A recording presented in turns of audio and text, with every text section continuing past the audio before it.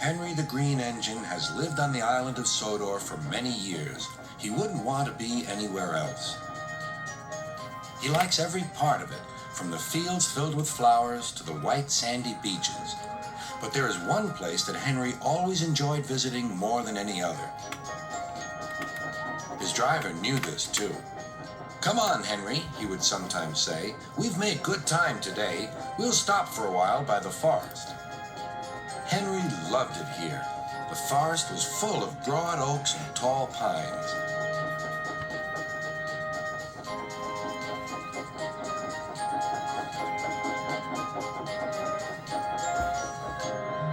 Henry could remember the day long ago when he and Toby brought some new trees to be planted, and Terence and Trevor helped haul them into place. Now he could see the trees growing amongst the others on the hillside. Henry always felt better for being here. He couldn't really explain why, but his driver understood. "It's peaceful," he said to Henry. But one night, everything changed.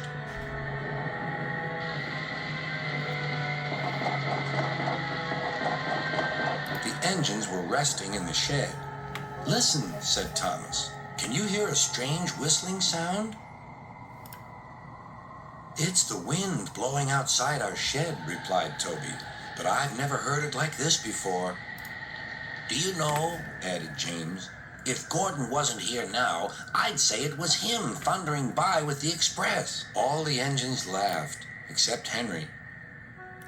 "I hope the wind won't harm the forest." By morning, the fierce winds had gone, but the damage was done. Henry's driver came to see him in the yard.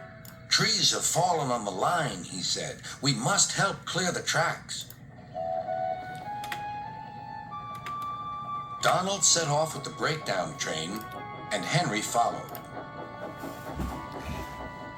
Trees lay everywhere. The hillside now looked so bare. Henry felt sad. "What will happen to all the animals who live here?" he thought.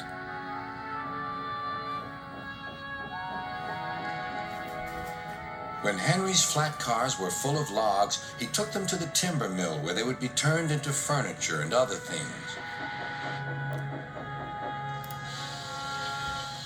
Henry was glad the wood was being put to good use, but he was still sorry to lose part of his forest. "Oh dear," sighed Toby to Thomas. "I wish there was something we could do to make things better again." "Yes, indeed," replied Thomas. "But what? We can't mend broken trees." "Hello, Toby," said Sir Topham Hatt. "You do look glum." "I'm sad about the trees," said Toby. "And so is Henry. The forest is a special place to him. Now some of it is gone." "We'll soon put that right," replied Sir Topham Hatt. "I have an important job for you, Toby. I would like you to take some freight cars to the forest."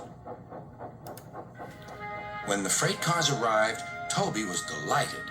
They were full of splendid young trees all ready for planting. "This is the best job I've ever had," said Toby happily. When Henry returned, he was most surprised. There were Terence and Trevor busily helping the workmen clear the torn stumps and branches. "Look, Henry," called Terence, "we're beginning again. The hillside will look better than ever before. You'll see." Now, whenever Henry stops by the forest, he can see the new trees growing strong and tall. Sometimes everywhere is very quiet, and at other times Henry can hear leaves rustling or a bird's wing brushing the air. Often he can hear the distant sound of children laughing, and always he is happy here.